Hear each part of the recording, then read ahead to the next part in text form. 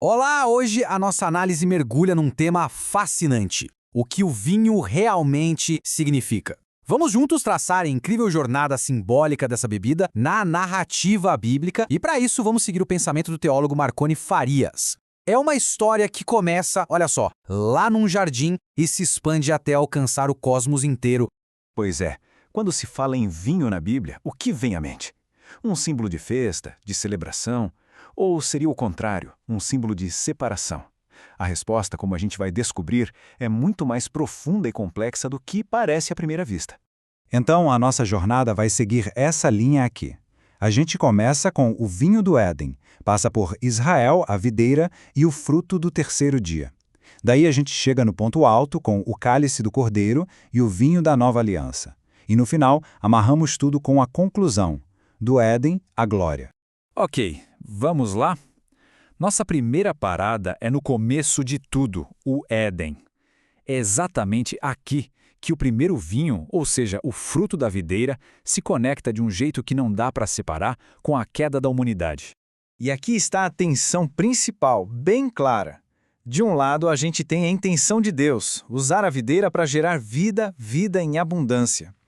Do outro lado, a ação humana, a busca por um prazer e uma autonomia, mas de forma desordenada, que acabou levando à separação. E essa citação do Marconi Farias resume perfeitamente a questão. O tal fruto fermentado vira um símbolo desse conflito, sabe? Entre a vida abundante que Deus planejou e esse desejo humano por uma autonomia que saiu dos trilhos.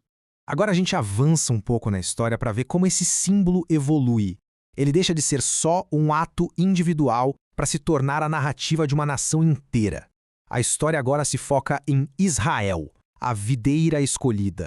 Então, Israel foi chamado para ser essa videira que daria bons frutos. Só que a história bíblica mostra que a nação falhou nisso, e não foi uma nem duas vezes. Mas, teologicamente, essas falhas não são um ponto final. Pelo contrário, elas viram uma lição divina, uma espécie de pedagogia que aponta para a necessidade de um novo Adão, alguém que finalmente conseguiria cumprir essa missão. Como o Farias destaca aqui, toda essa história de Israel como videira funciona como uma pedagogia divina.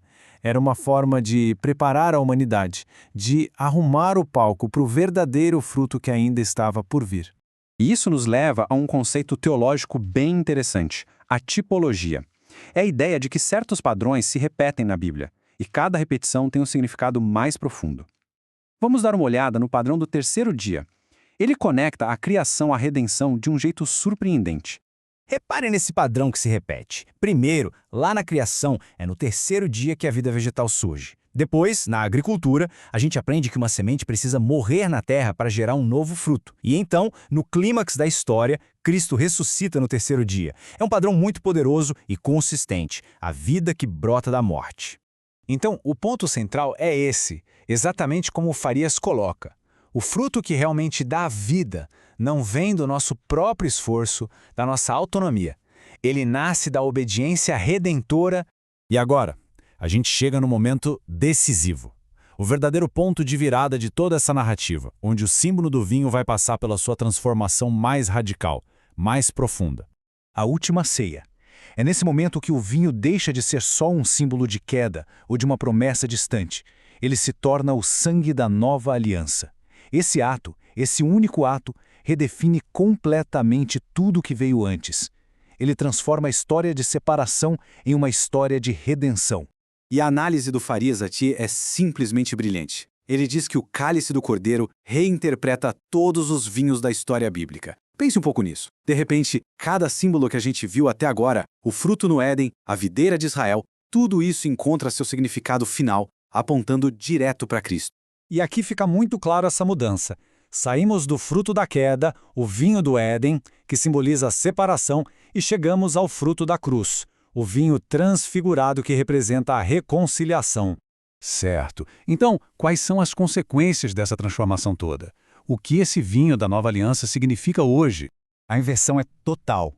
Se o vinho simbólico da queda trouxe vergonha e separação de Deus, o vinho da nova aliança traz exatamente o oposto: vida abundante e uma restauração completa. E o Farias conecta essa teologia que parece tão grandiosa com a prática cristã do dia a dia.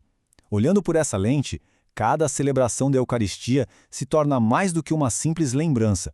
É uma participação real no Éden restaurado e, ao mesmo tempo, uma antecipação da glória futura quando toda a criação vai ser redimida. Bom, e agora para fechar, vamos conectar todos esses pontos.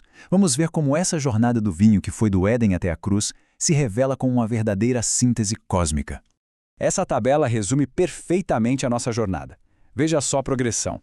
Começamos com o vinho da autonomia e da queda lá no Éden. Passamos pela videira de Israel, que foi uma fase de preparação.